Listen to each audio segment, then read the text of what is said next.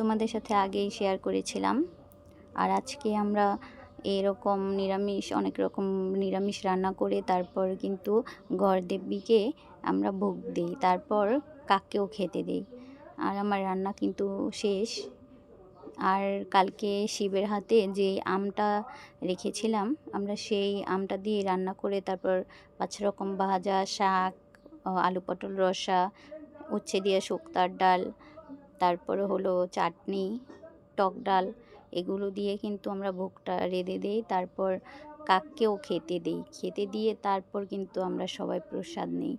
আর তোমাদের কার কার বাসায় এরকম রান্না করে এরকম নিয়ম আছে আমাকে কিন্তু অবশ্যই কমেন্ট করে জানিও। আর সবাই এসে পড়ো, আমাদের বাসায় দাওয়াত রইল এই নিরামিষ আয়োজনে। আর ভিডিওটি কেমন লাগলো অবশ্যই কমেন্ট করে জানিও। সবাইকে অনেক অনেক ভালোবাসা।